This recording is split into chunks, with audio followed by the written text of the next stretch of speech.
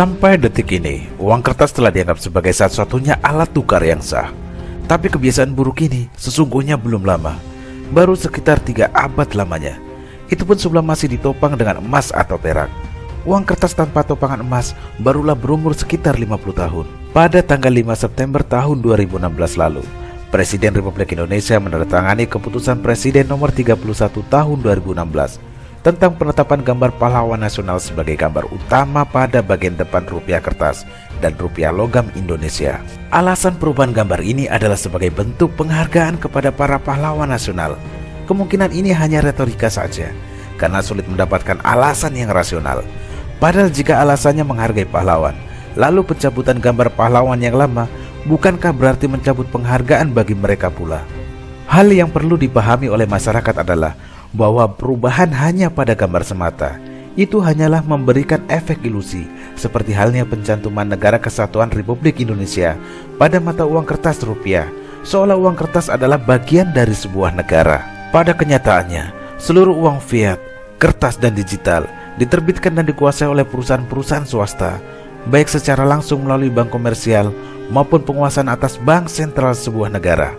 Penentuan jumlah uang dicetak, besar kecil nilai nominal, pengenaan atas bunga, serta biaya peredaran, semuanya ditetapkan dan diputuskan hanya oleh para bankir. Pemerintah tidak memiliki kewenangan untuk ikut campur sama sekali. Uang kertas yang beredar, yang berada di tangan kita saat ini, adalah janji utang yang diterbitkan oleh bank sentral. Tapi ini janji utang yang telah dikhianati karena tidak lagi bisa ditagih, ditebuskan dalam bentuk harta real, yakni emas atau perak, yang dulu mereka janjikan kepada pemegang kwitansi atau uang kertas tersebut. Sejak awal pencetakan uang kertas oleh para bankir, memang tidak pernah berniat untuk membayarkan utangnya.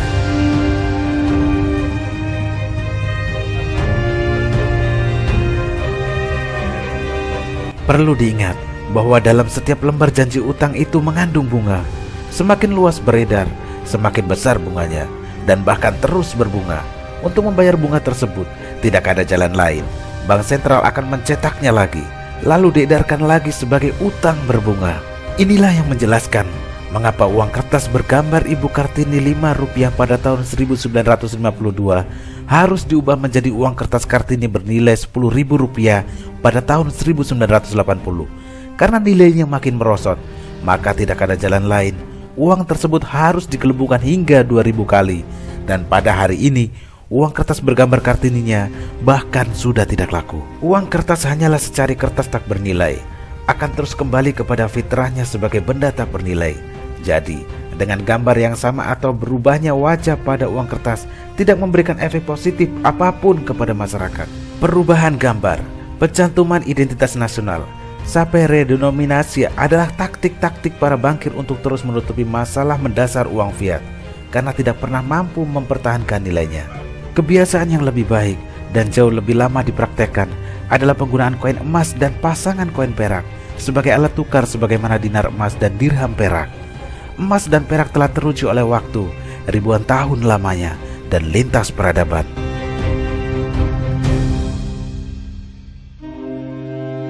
Rasulullah SAW telah bersabda, akan datang masanya segala yang kamu miliki tidak akan bernilai, kecuali emas dan perak. Selamatkan dinar dan dirham.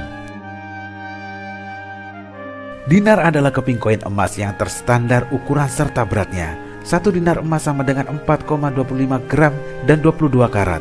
Sementara itu, saudara kembarnya yakni dirham memiliki arti koin perak murni dengan berat 2,975 gram. Sebagai informasi, koin dinar sudah menjadi alat pembayaran yang sudah ada sejak zaman Nabi Muhammad SAW. Bukti yang terjadi dalam kurun waktu 100 tahun terakhir, ketika para bankir telah mengkhianati masyarakat dengan mencabut jaminan emas pada uang kertas. Kepada masyarakat disodorkan pula digit-digit angka sebagai uang digital yang tak bernilai sebagai alat tukar sebagaimana gantinya. Kita bisa lihat seluruh mata uang kertas, termasuk yang utama dan kuat, seperti dolar Amerika Serikat, pound sterling, yen, dan mark telah kehilangan nilainya 97-99% terhadap emas dalam kurun waktu 1 abad.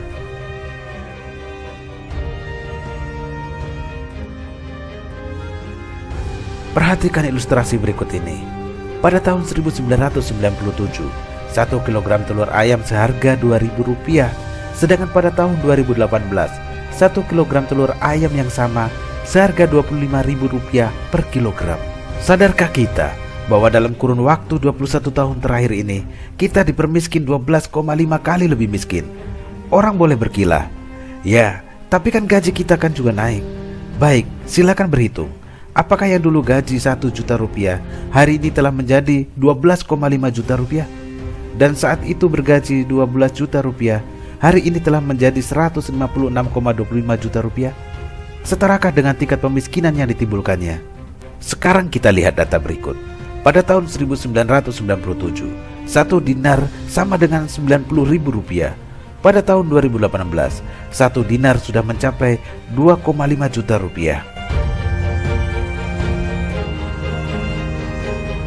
Sebuah iklan motor Honda jenis bebek yang muncul di media tahun 1975 ini berkisah betapa rapuh dan meruginya sistem uang kertas. Harga yang ditawarkan untuk sebuah motor bebek tersebut adalah Rp158.000. Hari ini dengan uang yang sama jumlahnya, tidak akan mungkin mendapatkan sebuah motor bebek yang sama. Paling hanya bisa untuk membeli 2 ekor bebek saja tanpa motornya. Padahal motornya dan rupiahnya sama. Daya belinya yang nyaris habis. Hari ini, motor serupa harganya sekitar 13-15 juta rupiah. Artinya, uang kertas merosot sekitar 1000 kali lipatnya. Coba jika kita gunakan uang emas. Pada tahun 1975, harga emas Rp2.000 per gram. Artinya motor bebek itu seharga 79 gram emas.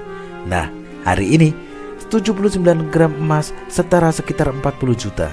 Jika dibelikan motor bebek, maka dapat 3 buah. Artinya kita dapat tambahan 2 motor lagi. Contoh lain, pada tahun 1997, 1 dinar dapat dibelikan 45 kg telur. Pada tahun 2018, 1 dinar dapat dibelikan 100 kg telur.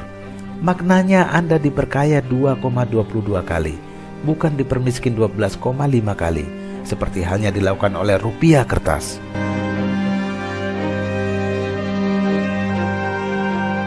Imam Ghazali menuliskan beberapa perenungan dan pemikiran tentang dirham dan dinar.